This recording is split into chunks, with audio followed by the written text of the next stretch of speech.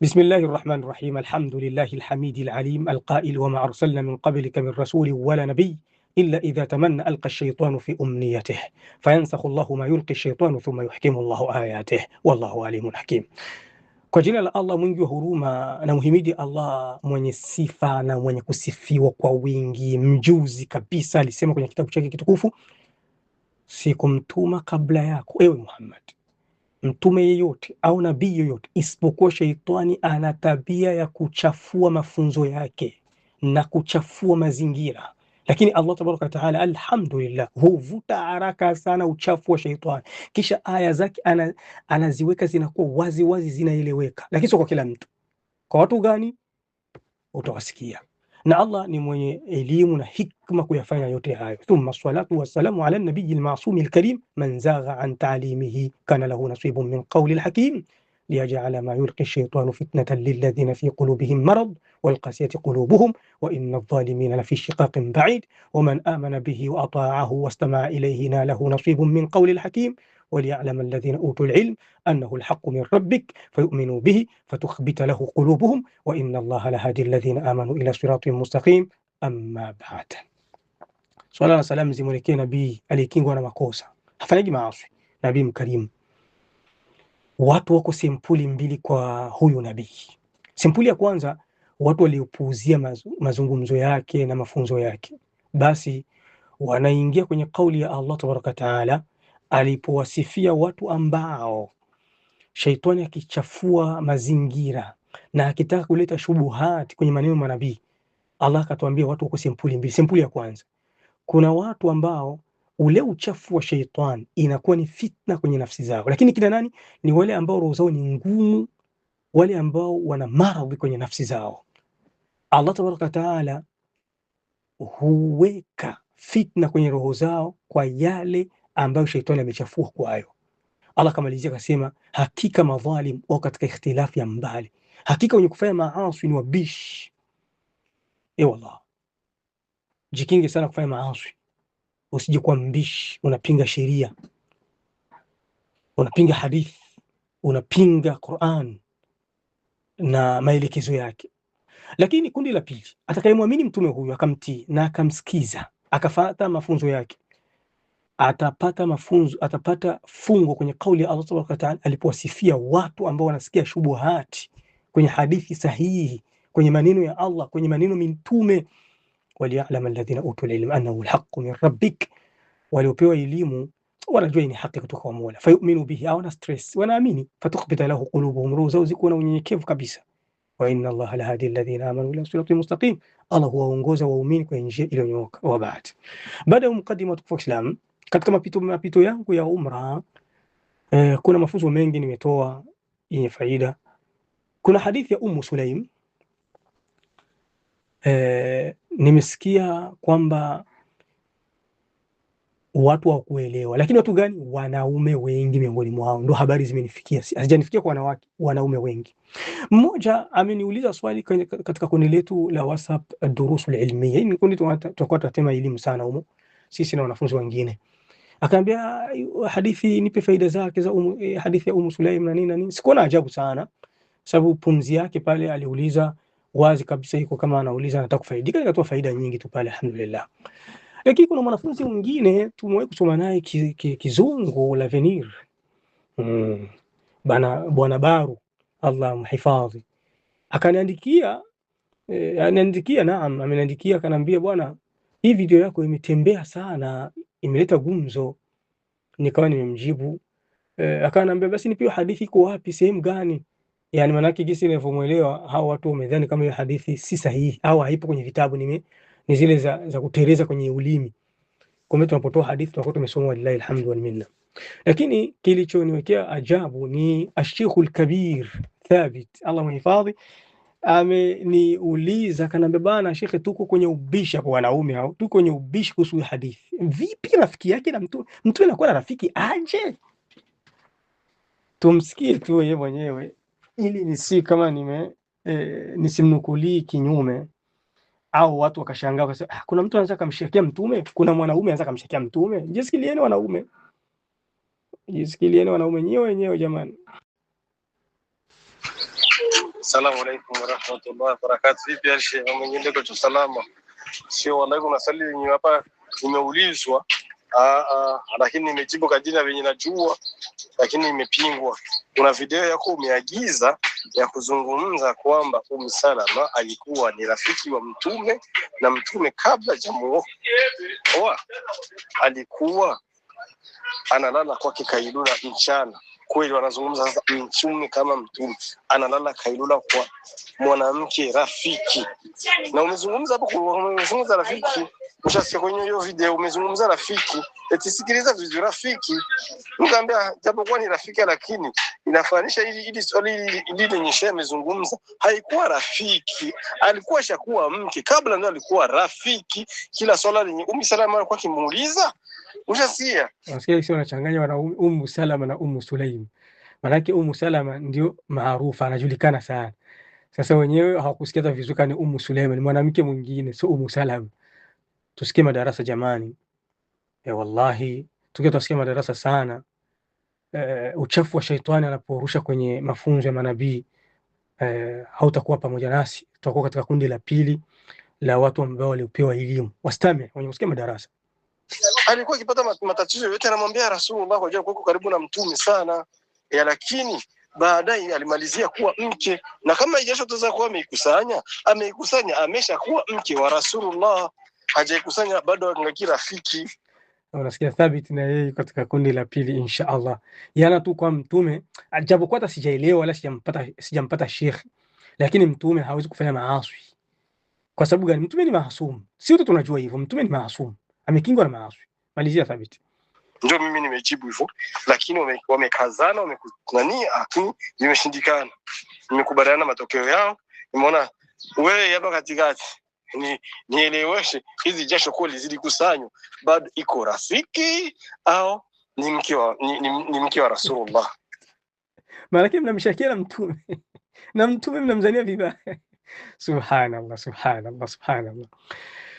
Sadaqallah. Allah amesema ukweli, yaj'ala ma yulqi shaytanu fitnatan lilladhina fi qulubihim maradun wal qasiyati qulubuhum, ili Allah aweke fitna kwa yale ambayo shaytani anachafua mazingira, anachafua maji, anachafua shaytani, anachafua maji kwenye watu ambao roho zao ziko ngumu na watu ambao wana maradhi kwenye nafsi zao. Lakini inshallah ndugu zetu hawa huenda hatuwazanii vibaya watakaposikia hii bayana. Nimemjibu Thabit na nadhani watakuwa wameelewa. Wakisikia hii bayana zaidi wanaweza wakaingia kwenye kauli ya pili, waliyalam alladhina utul ilm annahu alhaq. Watu wenye kusikia madarasa, watu wenye kupewa elimu daima wanajuaga tu kama ni haki tu, kwa sababu sisi wote tunasoma, tunajua Mtume ni maasum, hawezi akafanya maasi. Kwa hiyo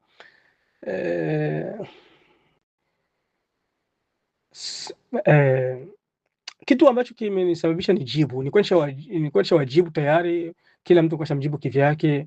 Kaka yangu Baru nimemjibu huko kwenye inbox akakenaika, nadhani kwenye group nimewajibu wakakainaika. Sikusikia mtu anajadili, kwa sababu huwa wanafunzi tunajadiliana sana, na hata Thabiti nimemjibu. Kuna audio zake za nyuma amenitumia, na sasa kama atakuwa amekenaika na ndugu zangu hao. Lakini kilichonifanya mimi nitoe hizi audio, imamu wangu mpendwa huko Sauza Aba Maryam amenitumia audio ya Abdul Karim Hashim akichafua maji. Abdul Karim Hashim yani alipita mapito yake hapo kuonyesha tsunami, na kwambia hadithi kama ni hatari, hizi hadithi siacheni. Ili ndio lisababisha ni mjibu, na mimi nilikuwa nasema sitakuwa na mjibu Abdul Karim, lakini katika hii video kidogo amenifurahisha. Amepita mapito ya kiheshima na kiadabu, sio kama zile video zake anakuwa anatukana. Sasa sijui kwa nini Abdul Karim alipita mapito mazuri ya kiheshima na adabu. Kama itakuwa ni zile audio zangu nimerusha nikawa nimemlaumu kwamba aliwafulia heshima watu wakubwa, ametofokea adabu, kama zitakuwa zimemkenaisha akakenaika akajirejea akabadilika, alhamdulillah. Kama itakuwa sio hizo, almuhimu tu hii video yake, japokuwa sikuimaliza, akunitumia yote. Abu Maryam amenitumia ndogo gisi inaonekana dakika 9, inaonekana inaweza kuwa ni ndefu. Sijui kwa mwisho kama atakuwa alivuruga maji tena, lakini kwa hii amepita mapito mazuri ya kiheshima na kiadabu. Hata mimi pia ameniita kwa heshima na adabu, isipokuwa sehemu moja ndo ametereza kale kadamu. Hii video nimemsikia Abdul Karim ikaanza kunipa matumaini kwamba inawezekana Abdul Karim akaongoka, inawezekana akabadilika insha Allah. Kwa hiyo tumsikize kwanza Abdul Karim vizuri, gisi alivyochafua maji tuyasafishe. Karibu Abdul Karim. Alafu jasho zinanitoka kule kwa rafiki yangu, kwa sababu hadithi hiyo ambayo iko ndani ya Sahih Muslim 2331 mtume alienda kula kwa Ummu Sulaim. Alikuwa na kawaida, ilikuwa ni kawaida yake kwenda kula kwa rafiki yake Ummu Sulaim kutokana na maneno ya Sheikh. Unasikia? Hadithi iko kwenye Sahih Muslim, hadithi kwenye Sahih Muslim kutokana na maneno ya Sheikh kwa rafiki yake Ummu Sulaim, kutokana na maneno ya Sheikh. Hivyo ndio kisha waniita. Kwa hiyo alipita mapito mazuri, afadhali kidogo. Alhamdulillah. Kwa hii njia tunaweza tukasomeshana, tunaweza tukasomeshana tukipita mapito mazuri, tunaweza tukasomeshana insha Allah, na huenda Allah akamuongoza Abdul Karim akacha manhaji ya kupinga hadithi za Mtume sallallahu alaihi wasallam. Endelea. Kisha anapita analala hapo hapo. Ummu Sulaim kwa wenyewe wamjui, ni mama yake na Anas ibn Malik. Anas ibn Malik ni mmoja wa maswahaba ambaye alikuwa ni mfanyakazi wa Mtume Muhammad alayhi salatu wassalam. Na Ummu Sulaim baada ya mume wake Malik ibn Nadhar kufariki. Malik ibn Nadhar, hapana Nadhar ibn Nadhar, weka sukuni kwenye dhad.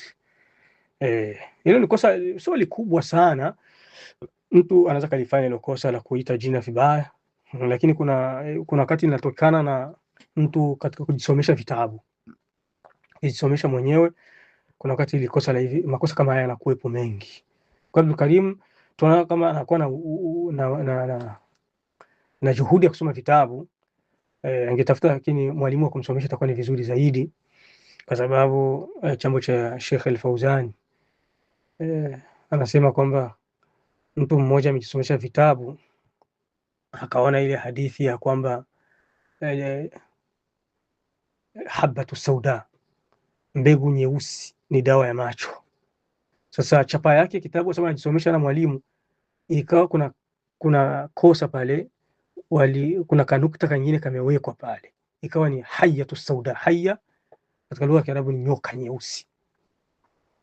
Unaona, hayatu sauda, nyoka nyeusi, dawa ya macho. Yeye ana mwalimu ameona kwenye kitabu chake, akachukua akaruka hivyo, akaanza kutafuta manyoka meusi, akaanza kuyakamata na kuyachoma na kuwaweka watu kwenye macho, watu wakapofoka, akajimalizia na yeye akajipofoka. Kwa hiyo ni vizuri mtu unasomesha na walimu. Sawa. Endelea. Abu Talha al-Ansari, mmoja katika maswahaba, ndiye ambaye alimuoa.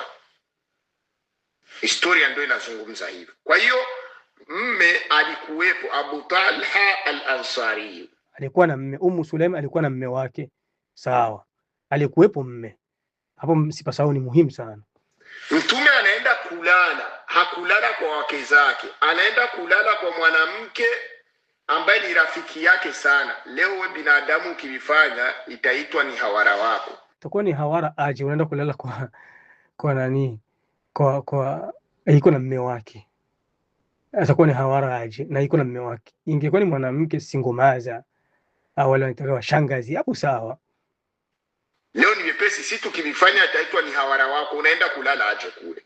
Mtume mnampa picha ambayo tukiyafanya sisi, kwa sababu tunafuata hiyo sunna ya Mtume, tutaitwa tunalala kwa wahawara wetu. Na anaweza akaja mtu ambaye akili yake imefunga kukwambia Mtume sio kama wewe.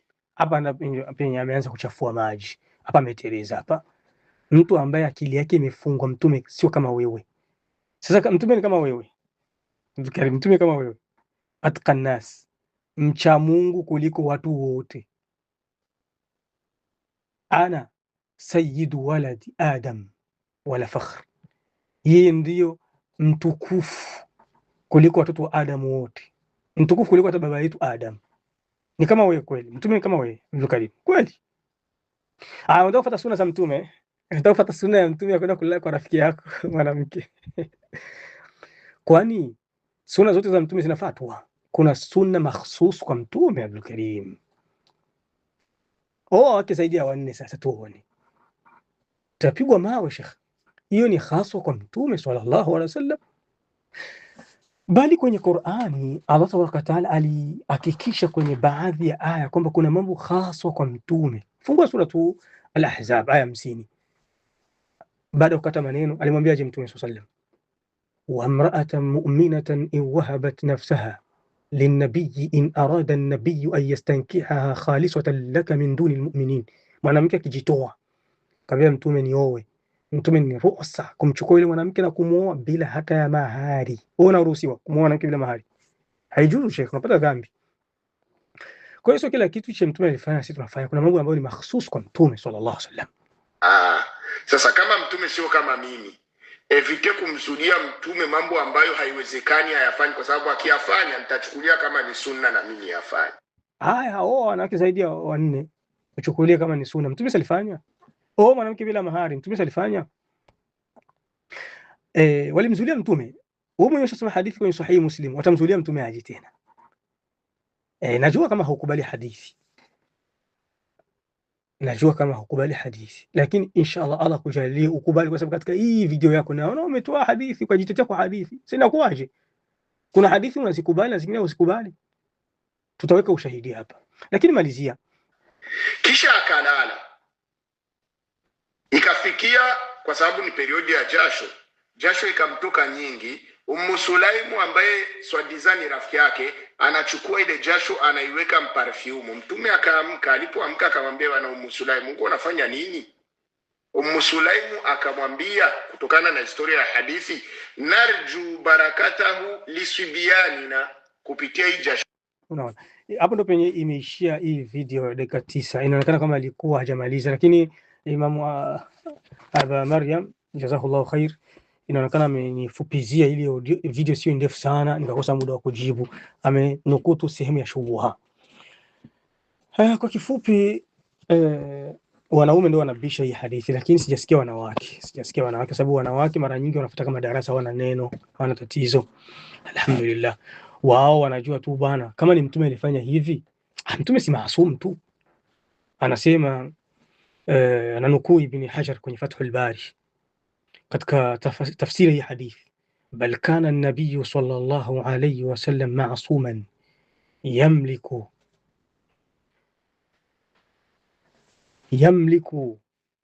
irbahu an zawjatihi fakayfa an ghayriha mimma huwa al-munazzahu anhu. Mtume sallallahu alayhi wasallam alikuwa amekingwa na makosa, hafanyi makosa, anamiliki matamanivu yake zidi ya mke wake. Vipi atashindwa kuyamiliki kwa mwanamke mwingine ambaye amelindwa na makosa? Mtume wa huwa almubarra'u an kulli fi'lin qabih wa qawli rafth. Na Mtume sallallahu alaihi wasallam alikuwa amewekwa mbali na vitendo vichafu vibaya, na hata maneno yake Mtume hakuwa na maneno machafu ya matusi. Fayakunu dhalika min khasaisihi. Hayo ni katika mambo khasa ya Mtume sallallahu alaihi wasallam. Kwa hiyo Abdul Karim, elewa kama Mtume si kama mimi na wewe, na kama unataka kusema kama Mtume ni kama mimi na wewe, ucha Mungu wake ni kama wa kwako na wa kwangu, ndio sema sasa tukusikie. Maana unaweza kutuambia kwenye Qur'ani hamna kama yeye mcha Mungu kuliko sisi, unaweza kutuambia. Hali hadithi ndio zinaonyesha yeye ni mcha Mungu kuliko sisi. Mimi sijaona kwenye Qur'ani, kwa hiyo mimi sikubali. Subutu useme na wafuasi wako kusikia kama ucha Mungu wako sasa na mcha Mungu wa Mtume sallallahu alaihi wasallam. Ama kweli kwa hii dunia kuna watu hawana uoga kabisa. Yaani kuna wakati unasikia maneno mpaka unajishika mkichwa, huyu mtu hivi haogopi kama ataenda kukutana na Mola wake. Tumwachie mkewe Aisha radhiallahu anha, ndio anamjua mmewe vizuri sana. Alipoulizwa kuhusu mtu kumkabili mke wake kwa kwenye saumu, mtu kumbusu mke wake, mtu kumshikashika mke wake kwenye saumu, Mtume sallallahu alaihi wasallam, Aisha akaonyesha kama Mtume alikuwa anafanya hicho kitu, kwa anawagusa wake zake iko kwenye saumu, haina neno. akawaambia binadamu, mnataka kufanya na nyinyi, mnataka kufanya kama mtume. Wa ayyukum yamliku irbahu, ni nani ana uwezo wa kuhifadhi matamanivu yake na kuyaziwia kama mtume sallallahu alaihi wasallam?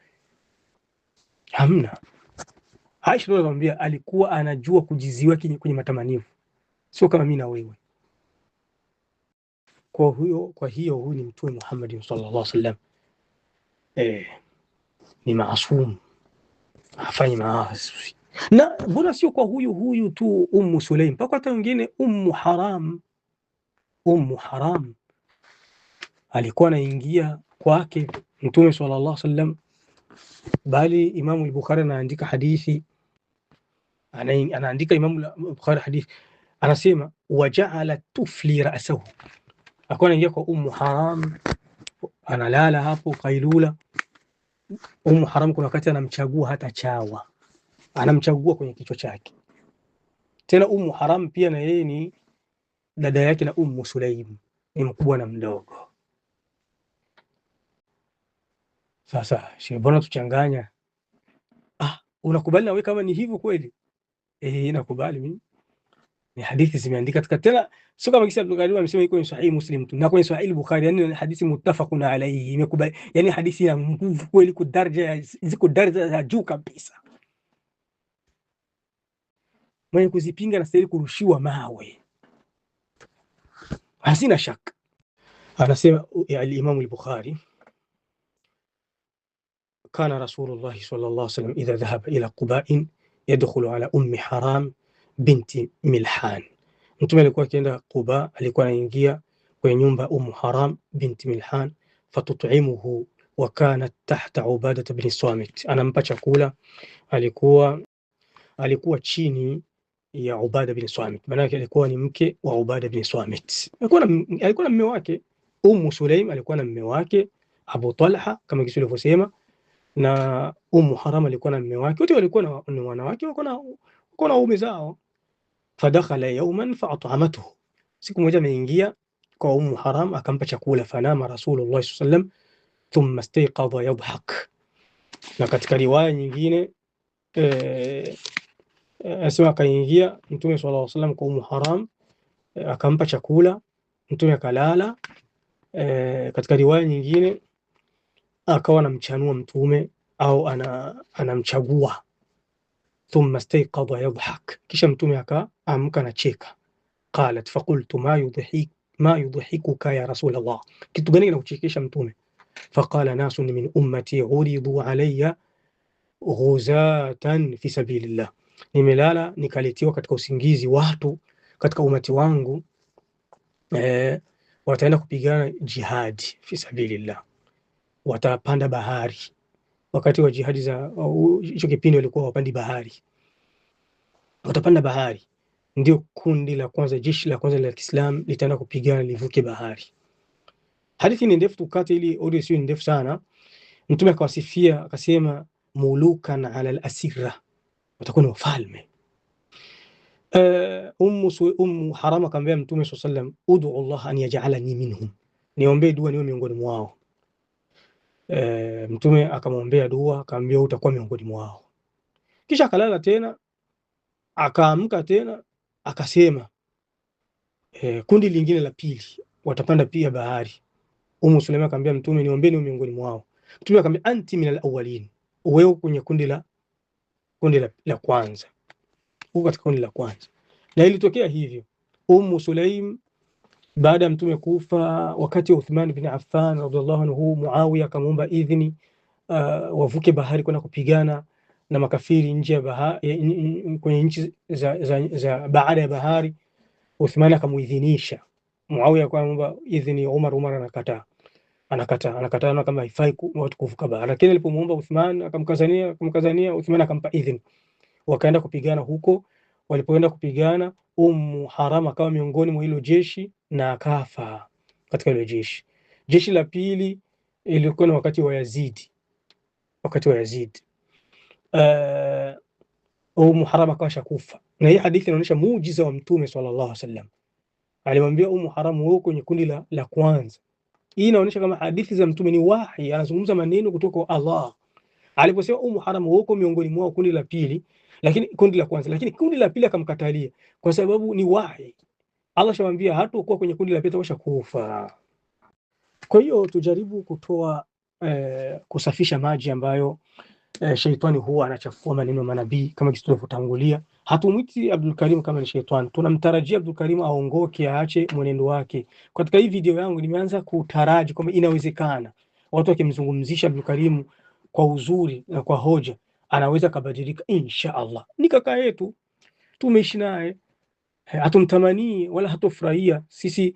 Siku ya Kiyama tunamuona anahukumiwa kuingia motoni kwa sababu ya kupinga maneno ya Mtume sallallahu alaihi wasallam. Akili anajichukulia anayotaka, yenye akili zake hazielewe anayaacha, kwa sababu haelewi tu kwenye akili zake. Yenye akili yake inaelewa ndio anafuata. Hicho ni kitabu gani kinaenda na akili za watu? Hicho ni kitabu gani kinaenda na akili za watu? Qur'ani hajifasiri yao kwa yao. Akili imewekwa sababu ya kuelewa Qur'an, sio sababu ya kuikosoa Qur'an. Qur'ani pakija kitu na kwenye hadithi pakija kitu, akili yako ikielewi, kikubali shekhi, kikubali. Utakuja kukielewa baadaye, siku akili zitaenda zinakuwa. Akili si zinakuwa, yenye uko nakubali kwenye utoto ndio nakubali kwenye ujana, na yenye na utakapokuwa mzee utaona kuna yenye ulikuwa unafanya kwenye ujana ni uenda wazimu tu. Chanzo cha Ibn Mas'ud radhiallahu anhu anasema ujana ni kipengele katika vipengele vya uenda wazimu. Ni mambo mangapi tumeyapinga kwenye umri wa chini tukayakubali kwenye umri wa juu? Tufasiri na tusafishe maji ambayo yamechafuliwa. Kuhusu hadithi ya Sulaim, kwanza wengi katika ulama waliponukuu hadithi hii, na kabla ya kuleta wengi tulete kwanza hadithi kwenye matamshi yake yengine ambayo yako wazi. Kwa nini Mtume swalla salam alikuwa anaingia katika nyumba ya huyu mtu? Na yeye Mtume ndio alitukataza tusiingii kwenye nyumba za wanawake, hasa ikiwa kama tutakaa siri. Kwa nini Mtume alikuwa anaingia sana kwa Sulaim? Fungua katika Sahih Bukhari hadithi 4482. Kuna sababu katika hadithi. Kama kisi nasema Qur'ani inakuwa inajifasiri yenyewe kwa yenyewe na hadithi zinakuwa zinajifasiri zenyewe kwa zenyewe. Kwa hiyo ukitaka kujua tafsiri ya Qur'ani vizuri au ukitaka kujua neno maana yake, hata Abdullah Saleh mnamtegemea kwenye tafsiri kwa sababu nyinyi mnafuata sisi Qur'ani, utafuata Qur'ani tu.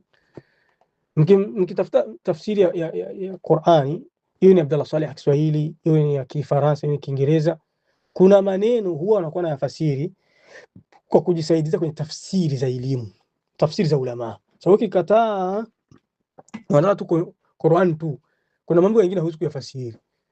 Kwa hiyo hadithi ili tuielewe, tuchukue matamshi yake mengine. Kwa nini Mtume alikuwa anaingia katika hii nyumba ya huyu mtu? Je, hapakuwa watu wakati wa Mtume sallallahu alaihi wasallam wanajua kama ni makosa kuingia kwa mwanamke baki? Sio walikuwepo? Na Mtume alipokuwa anaingia maswahaba hawakumuuliza? Ndio haya matamshi.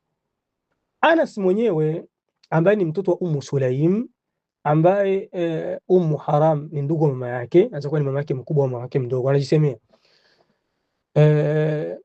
ana Nabii sallallahu alaihi wasallam lam yakun yadkhulu baytan bil Madina ghaira bayt Sulaim. Mtume alikuwa haingii nyumba Madina kama nyumba ya Sulaim. طبعا mtu sasa akakosoa hapa akasema mimi sikuwa nakubali hadithi. Kwa nini Mtume alikuwa haingii kwa hiyo nyumba tu hiyo? Si alikuwa anaingia nyumba za wengine? Mathalan kama huyo Haram, si alikuwa anaingia nyumba yake? Ayman, si alikuwa anaingia nyumba yake? Waraka, si alikuwa anaingia nyumba yake? Kuna wanawake wanajulikana, wanawake watukufu, Mtume alikuwa anaingia nyumba zao.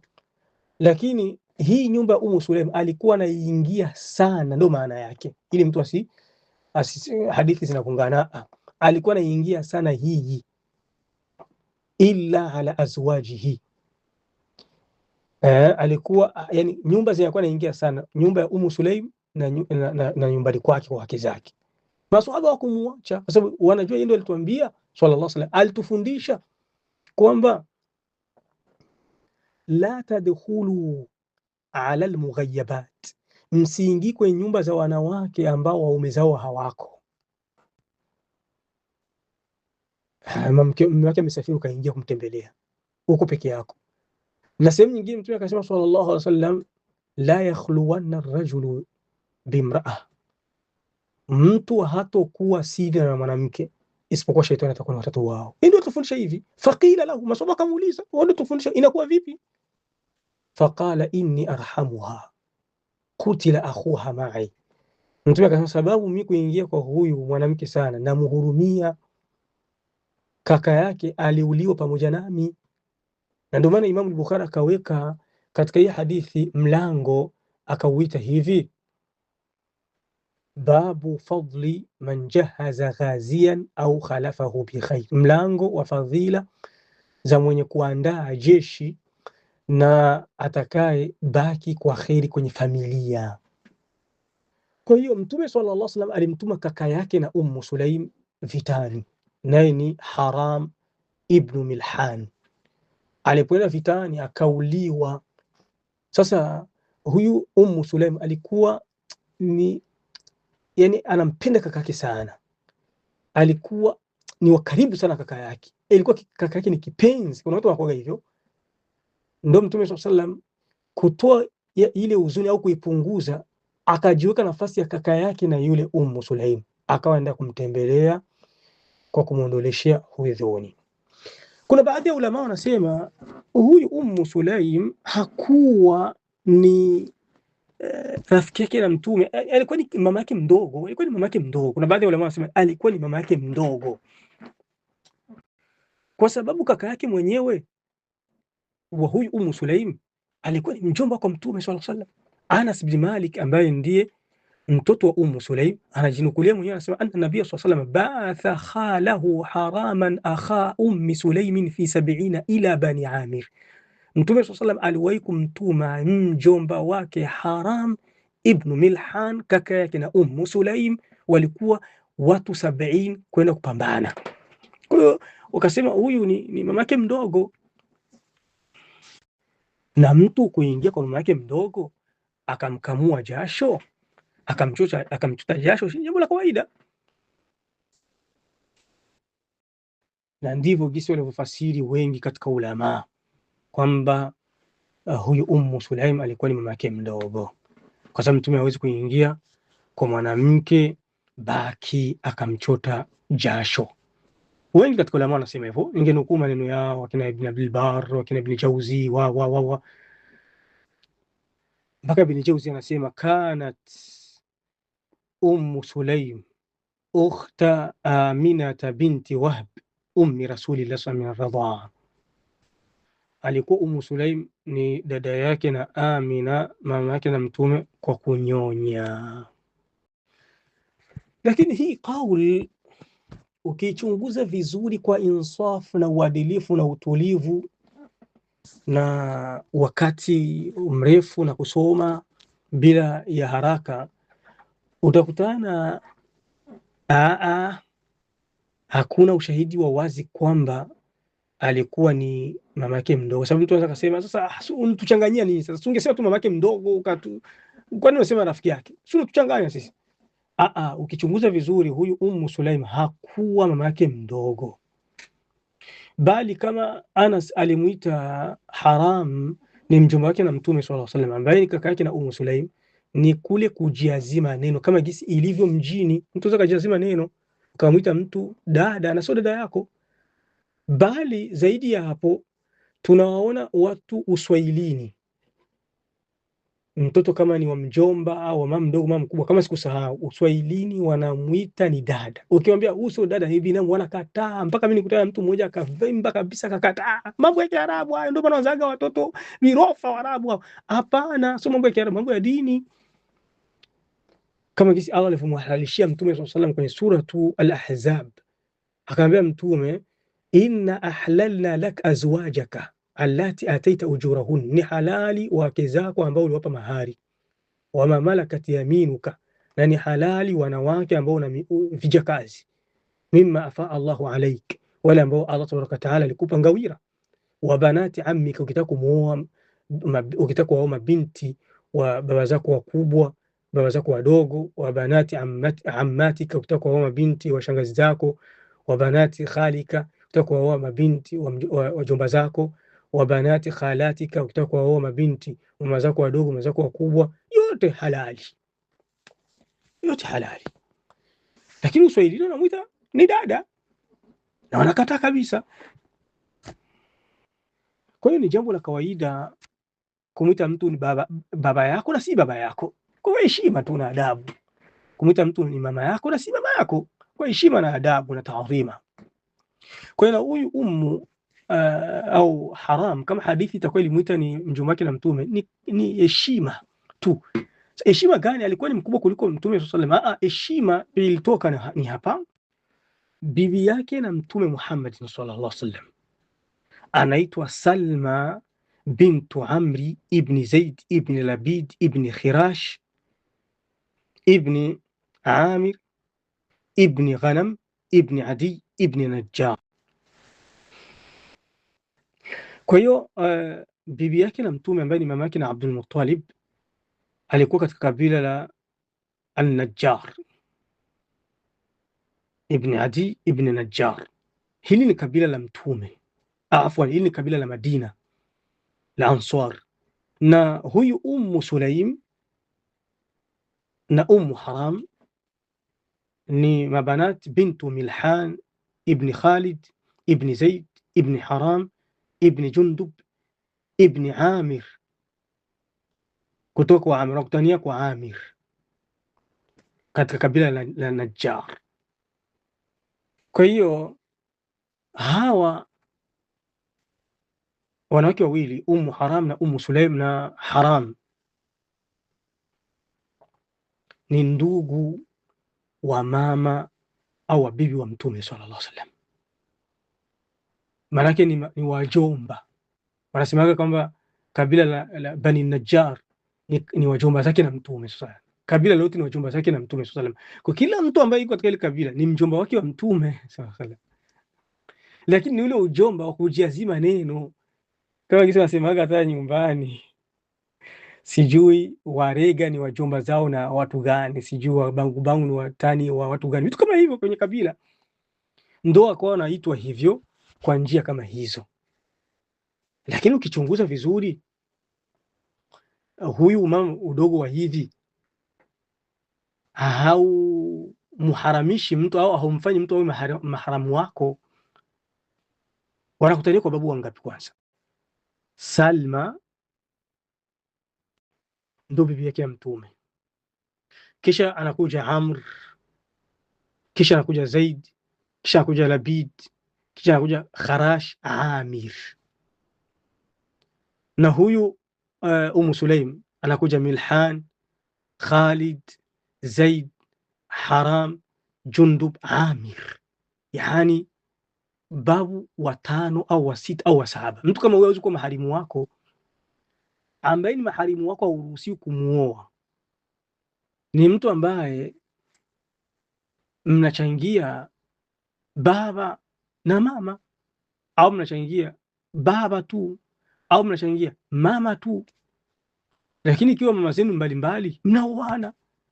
Licha sasa ya mtume sana Ummu Sulaim wako mbali sana, mtume sasa anaruhusiwa kumuoa Ummu Sulaim, anaruhusiwa kumuoa Ummu Haram.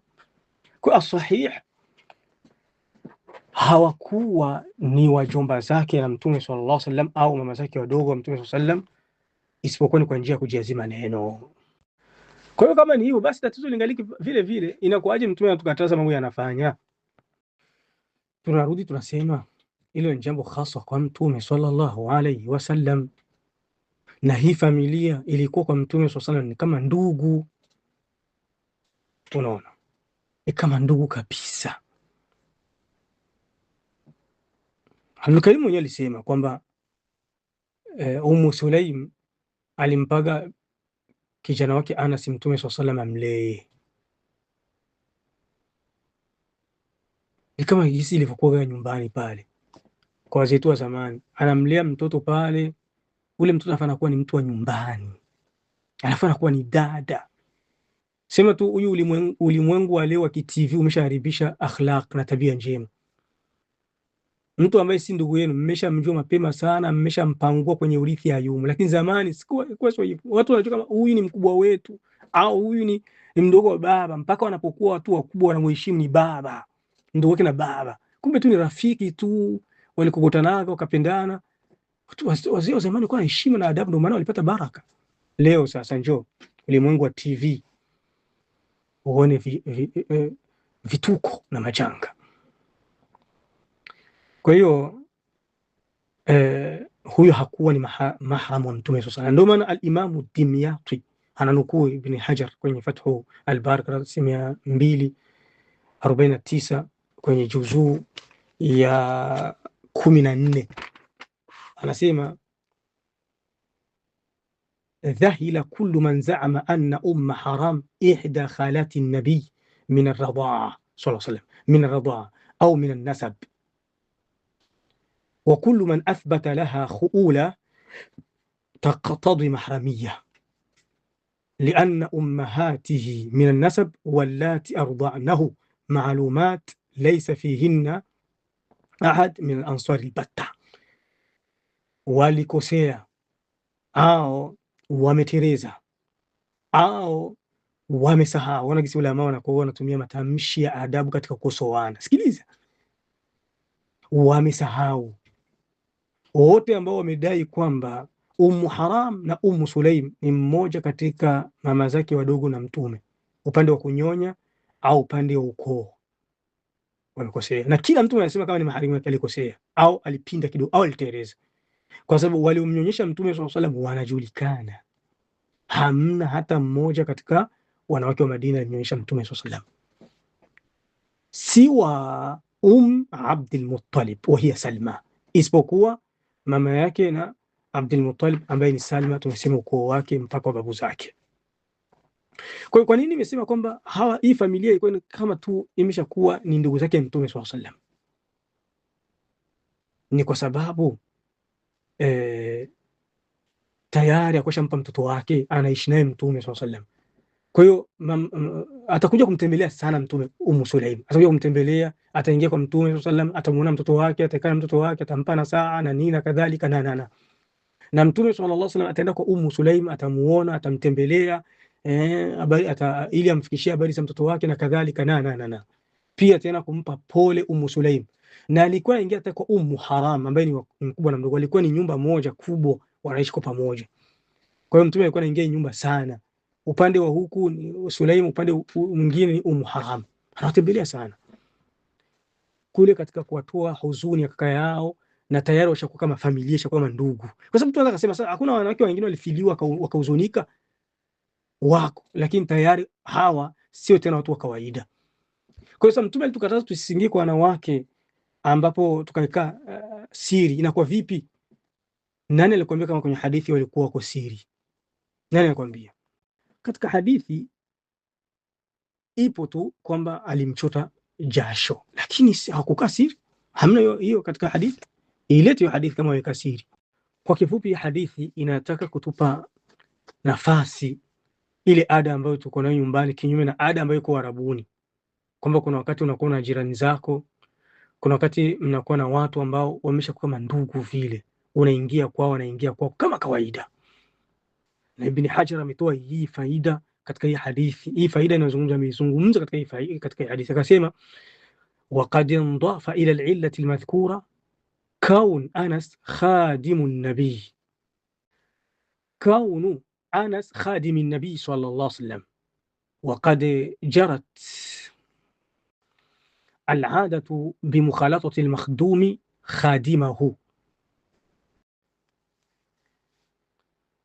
ورفع الحشمة التي تقع بين الأجانب عنهم.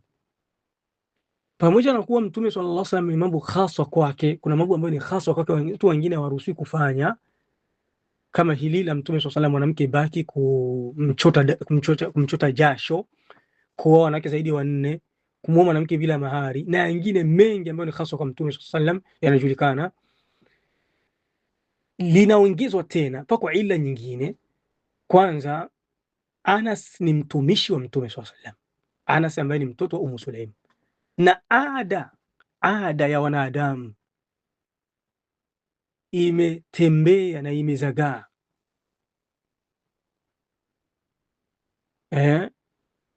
mtu kuishi na mtumishi wake. Mtu anakutumikia, mtu anakaa nyumbani, mtoto unamlea, anakuwa ni mtoto wa nyumbani. Mfano unaweza kumlea mtoto mwanamke, anakuwa kigori, anakuwa mkubwa, ule ni mtoto wa nyumbani, ni kama mtoto wako. Labda ukijifikiria kumuoa, sasa hapo ndio mambo yanakuwa mengine, lakini katika ada watu wenye ada zao wanakataa. Mimi kumuoa ule mtoto wangu, ni kama tu mtoto wangu, nimemlea mimi. Tunasikia maneno kwa wazee wakubwa wenye busara zao. Na haitosheki tu kuchangana na huyo mtu, bali hata watu familia yake inafikiri kwa familia yako, ahli khadimihi, anasema Ibn Hajar, na familia yake inafikiri kwa kwako wewe. Anaendelea anasema wa raf'i alhishma allati taqa baina alajanib, ule ukingo unaokuwa baina ya watu baki unakuwa unaondoka. Wallah, ndugu, si nyumbani tulivu hivyo, lakini kuna baadhi ya watu wameenda Arabuni wakachukua Uarabu wakauleta, wakavunja ada kama hizi ambazo zinapatikana kwenye hadithi za Mtume sallallahu alaihi wasallam na ulama wameandika. Ndio anapenda kupiga sana vipondo mimi watu. Mambo kama haya mimi nikiona kwenye vitabu, yani maana yake hautaniletea tu eti tumeona Warabuni ni hivi, shehe fulani amefanya hivi. Huko na hadithi ya Mtume sallallahu alaihi wasallam anaambia shehe fulani au Warabuni walifanya hivi.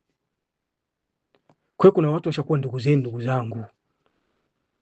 Wewe mwenyewe unaona kama mimi siwezi kumuoa huyu, unaingia kwao, anaingia kwako. Ni mtu tu wa kawaida, ni kama ndugu tu. Thumma qala ad-Dimyati ala annahu laysa fi al-hadith ma yadullu ala al-khalwa bi ummi haram, pamoja na kuwa katika hadithi hamna dalili kwamba wameikaa siri na mama haram, na mama Suleiman anaingia pia. Walaalla dhalika kana maa walad au khadim au zawj au taabis. Unasikia, huenda mtume alikuwa anaingia pako watoto humo, kama labda alikuwa anaenda Anas, au pako watumishi humo, au mume wake yupo, au pako mtu alienda, mtu alimshindikiza mtume sallallahu alaihi wasallam. Wallah, wallah, wallah. Kwenye hadithi hamna kwamba alikuwa amekaa wao wawili. Qultu, Ibn Hajar anasapoti maneno ya Dimyati, anasema wa huwa ihtimalun qawi.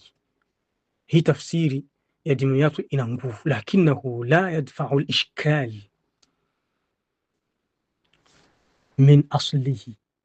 Sawa, mtume hakuwa peke yake siri, anaweza kuwa alikuwa na Anas, alishindikizwa mume wake, anaweza kuwa alikuwa mundani na nini na nini, lakini panabaki mushkila mwingine. Mushkila gani?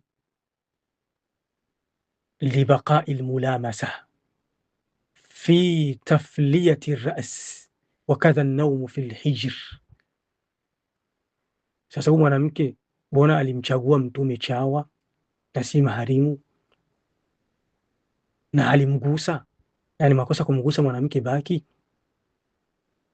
Wa ahsanul ajwiba da'wa al-khususiyya, na majibu sahihi mazuri katika hii pointi ya kuwazi ni haswa hilo jambo kwa mtume sallallahu alaihi wasallam.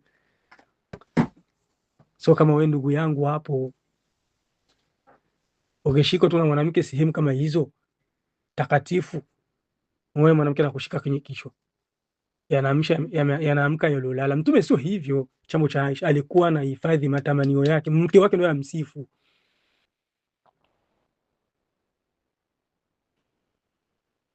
Wanaume mmeelewa? Sasa Sheikh, tumeelewa, lakini sasa babaki kitu kimoja. Sasa ni rafiki yake. Sasa sisi tuwe na marafiki wanawake. Sikilizeni, marafiki wako sempuli mbili. Pako marafiki wa kheri na marafiki wa shari. Marafiki wa kheri Allah aliwataja kwenye sura At-Tauba. Anasemaje Allah? Walmu'minuna walmu'minatu ba'dhuhum awliya'u ba'd Waumini wa kike na wa kiume, baadhi yao kwa baadhi yao ni marafiki. Ni marafiki aje? Marafiki aje, tueleweshe, marafiki aje? Allah anasema marafiki aje? Yaamuruna bil ma'rufi, ni marafiki sababu wanakuwa wanaamrishana mazuri. Ikiwa uko na mwanamke hajati, kuna mwanamke hajati anapenda dini na wewe ni mtu wa dini, uko unamtembelea, mnapeana mawili matatu. Wayanhauna anil munkar, mnakatazana mabaya. Wayuqimuna as-salah, mnasimamisha swala. Wayutuna zakah, na mnatoa zaka. Wayuti'una Allah wa rasulah, na mnamtii Allah na mtume. Yani kila kitu ambacho Allah amesema na mtume mnafuata, yani mnafuata mipaka. Mfano, mnajua kama mtume alikataza msikai siri, hamkai siri. Huo ndio urafiki. Mnajua kama mtume alikataza mwanaume kumshika mwanamke baki, hampeani mkono, mnashikana, mnasalimiana kwa kawaida. Huo ndio urafiki unakubaliwa. Lakini urafiki unaokataliwa baina ya mwanamke na mwanaume, almunafiquna walmunafiqatu ba'dhuhum min ba'd, ule urafiki wa kinafiki. Yaamuruna bil munkari wa yanhauna 'anil ma'ruf, na amrishana mabaya na katazana mazuri. Wayaqbiduna aydiyahum, mabakhili. Sio urafiki tunauona. Mtu unampenda mwanamke kwa unafiki, uko nategeza, unamlaghai, akizubaa unakula nyama, mifupa inatupwa. Urafiki wa uhuni, wa malaya, ndio unakatazwa. Likaidin an yaqul, anaweza kusema lakini haya ndio unafasiri hivyo. Bora kawaida tu. Wewe kwambia kama mtume alikuwa anatembelea baadhi ya wanawake, sishakwambia? Au ni kuongezea baitul qasida, ni kuongezea elimu zaidi? Tumalizie hapa. Ni jambo la kawaida, ulama wameandika kwenye vitabu vyao, wanaume wa kheri kuwatembelea wanawake wa kheri, baina yao pako kheri, kutoleana mawaidha na kufundishana elimu. Imamu Nawawi kwenye Riyadhus Salihin aliweka mlango akauita, akaweka jina babu ziyarati ahli alkhairi wa mujalasatihim wa suhbatihim wa mahabbatihim wa talabi ziyaratihim wa du'a minhum wa ziyarati almawadi' alfadila. Mlango wa kuwatembelea watu wa kheri na kukaa nao na kuwafanya marafiki na kuwapenda na kuwaomba watembelee na kuwaombea dua na kutembelea sehemu tukufu. Akaweka hadithi humo عن أنس رضي الله عنه قال أبو بكر لعمر رضي الله عنهما بعد وفاة الرسول صلى الله عليه وسلم انطلق بنا إلى أم أيمن رضي الله عنها نزورها كما كان رسول الله صلى الله عليه وسلم يزورها. بعد متوم كوفة صلى الله عليه وسلم أبو بكر alimwambia Umar, twende tukamtembelee Ayman kama jinsi mtume alivyokuwa akimtembelea Ayman. Naam, Ayman bana yake na mtume alikuwa ndugu, lakini Abubakar na Umar hapakuwa ndugu, lakini wakaenda kumtembelea. Ni jambo la kawaida ikiwa mtatembeleana, hakuna kugusana na hakuna kukaa siri. Kwa kifupi, ulama walijuzisha kumtembelea mwanamke baki kwa shuruti. Wanasema ulama, faziyaratu rijal linnisa alajanib jaiza bishart alla yakuna hunaka khalwa wala tabarruj wala khudu' bilqawl wala khawf fitna ودعت إليها مع ذلك حاجة من صلة رحم وعيادة مريض ونحو ذلك. Wanaume kumwatembelea wanawake baki inajuzu, sharti pasiwe kukaa siri na pasiwe kuvaa vibaya na kuregeza sauti na pasiwe fitna na pako haja. Kama ni ndugu yako anataka kuunga udugu, ndugu wako unajuzu kumuoa mathalan kama binamu yako na kadhalika, au kama ni mgonjwa, unaona, na hali zingine. Kisha hadithi tuziongeze zingine, mtume anatembelea wanawake. Zara Dabaa bint Zubair sallallahu alayhi wasallam faqala laha la'allaki aradti alhajj qalat la ajiduni illa waj'a faqala hujji washtariti au hajji washtariti muttafaqun alayhi. Alimtembelea mwanamke akamwambia utahiji, akamwambia nasikia niko na maumivu. Akamwambia wewe hiji, weke sharti, fasi penye ugonjwa utakurudishia uandikiwe. Na katika Sahih Muslim kutoka Jabir, Mtume sallallahu alayhi alimtembelea as-Sa'ib au al-Musayyab faqala ma laki ya as-Sa'ib tazfazfin ay tarta'idin, unatetemeka. Qalat al-humma la barakallahu fiha, ni homa, Allah sibariki. فقال لا تسب الحمى فإنها تذهب خطايا بني آدم kama tudhhibu al-kir khabath al-hadid. Usitukani homa inakuwa inaondosha madhambi ya binadamu, kama jinsi unaonaga chuma kinaondoshwa uchafu wa chuma kinaacha dhahabu. Na mtu akasema sasa kukaa siri ni aje? Ulama wanasema ijtimaa la tu'man ma'ahu riba adatan. Kukaa siri na mwanamke ni pale utakaa naye sehemu ambapo italeta shaka. Hawa watu walikuwa wanafanya kitu, hawa kuna kitu walifanya hawa, watu wakiwa waona ile sehemu yani sehemu ambayo mnaweza mkajipa uhuru, mnaweza mkajipa mambo, hiyo haijuzu.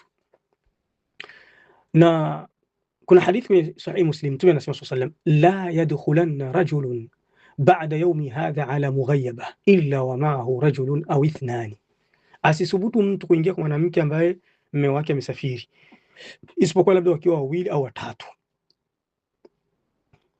Qala an-Nawawi, Imam Nawawi anasema inna dhahira al-hadith jawaz khalwa ar-rajulayn au al-thalatha bil ajnabiyya. Katika hadithi uwinje wake inaonyesha kama inajuzu kukaa siri wanaume wawili au watatu na mwanamke baki. Wa dhahir inda ashabina tahrimuhu, lakini inavyoonekana kwenye madhhabu ya Shafi'i ni haramu hilo jambo. Fayutaawalu al-hadith ala jamaa yab'ud wuqu' al-muwata'a minhum 'ala al-fahisha lisalahihim au muru'atihim au ghairi dhalika.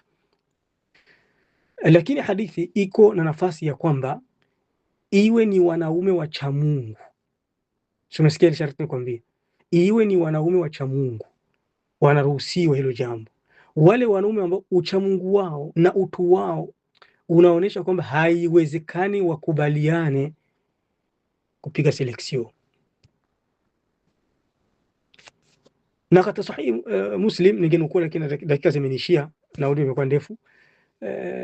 Anasema kwamba katika hadithi hii ya Abubakar na Umar kumtembelea Ummu Ayman, kuna dalili kwamba ikiwa ni watu wako na uchamungu na wema wanaweza kumtembelea mwanamke wakakaa siri maadamu ni zaidi ya mtu mmoja.